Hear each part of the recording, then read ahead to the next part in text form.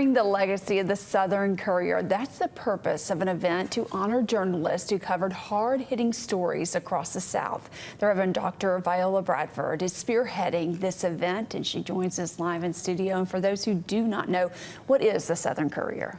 The Southern Courier was a newspaper. First of all, thank you for having me today.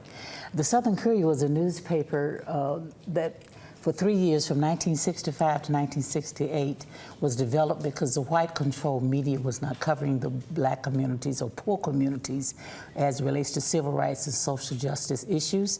And some students from Harvard, Radcliffe, Yale Law School that had been in the Mississippi Project and decided to start the newspaper.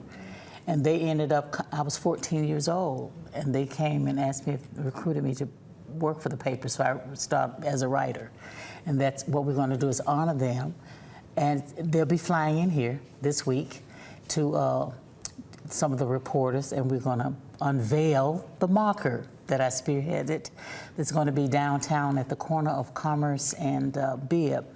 That's where our newspaper office was 60 years ago, in the old Frank Lew building.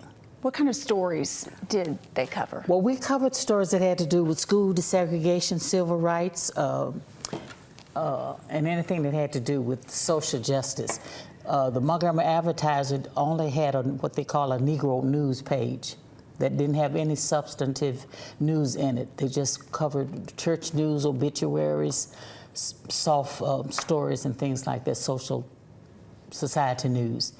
But we covered education, school desegregation in those poor communities, Southern way of living, and people of color.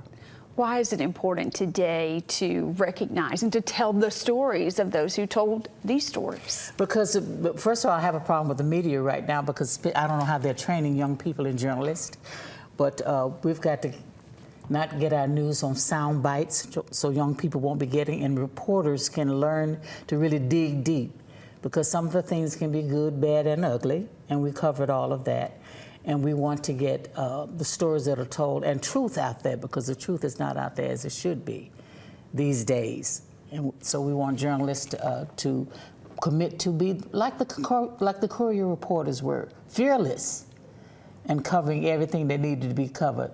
When's the date, time, and location for Saturday, this recognition? Saturday we'll be at the intersection of Commerce and Bibb. Our headquarters was at the old Frank Lew building. We're going to be there at 10 o'clock Saturday morning, 10 until 11:30.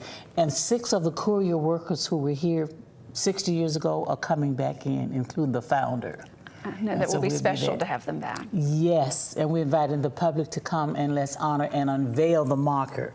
I spearheaded the marker because I thought it needed to be recognized because of the work that we did 60 years ago here in civil rights. And now everyone who comes and visits this area can read. They can read the history, and our history is on the marker. Yes. Thank you so much for joining us here on Thank you for having me Live. We here. appreciate it.